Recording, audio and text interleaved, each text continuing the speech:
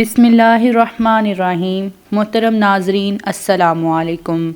میں آج اس ویڈیو میں حضرت یحییٰ علیہ السلام کا واقعہ شیئر کروں گی۔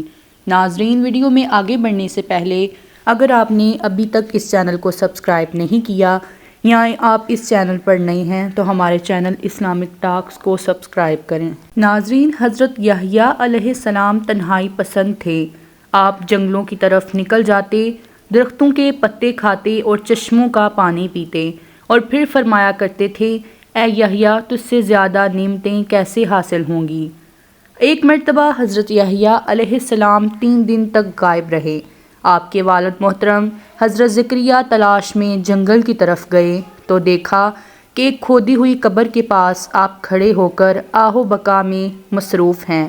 حضرت زکریا نے فرمایا، بیٹا، میں تمہیں 3 دن سے تلاش کر رہا ہوں، تم یہاں قبر پر کھڑے ہو کر رو رہے ہو۔ حضرت یحییٰ علیہ السلام نے کہا، اے ابو جان، آپ ہی نے تو مجھے بتایا تھا کہ جنت اور جہنم کے درمیان ایک طویل فاصلہ ہے جو صرف آنسوؤں کی مدد سے طے ہو سکتا ہے۔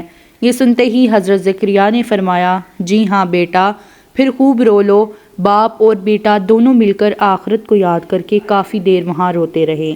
فرمان الہی ہے، یہ لوگ حضرت زکریا اور حضرت یحییٰ علیہ السلام نیک کاموں کی طرف جلدی کرتے تھے، ہمیں شوق اور خوف سے پکارتے تھے اور ہمارے سامنے عاجزی کرنے والے تھے۔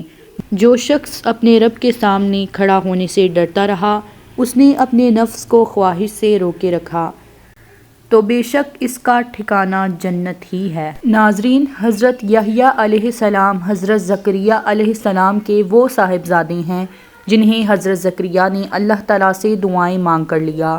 آپ بڑے پرہیزگار، بردبار اور اللہ تعالیٰ کی نافرمانی سے بچنے والے تھے۔ اللہ تعالیٰ نے آپ علیہ السلام کو پیدا کرنے سے پہلے ہی آپ کے والد محترم حضرت زکریا علیہ السلام کو آپ کے نبی ہونے کی خوشخبری سنا دی تھی۔ انسان کے لیے 3 مواقع بڑے دشوار ہوتے ہیں۔ اللہ تعالیٰ نے ان 3 دشوار مواقع پر بھی حضرت یحییٰ علیہ السلام کو سلامتی اور امن کی بشارت سنائی، پیدا ہونے کا موقع، فوت ہونے کا اور دوبارہ زندہ ہونے کا۔ امید کرتی ہوں کہ آپ سب کو یہ ویڈیو ضرور پسند آئی ہوگی۔ ویڈیو پسند آئی ہو تو ویڈیو کو لائک کریں اور چینل کو سبسکرائب کریں تاکہ ایسی مزید ویڈیوز آپ تک پہنچ سکیں۔ اللہ حافظ۔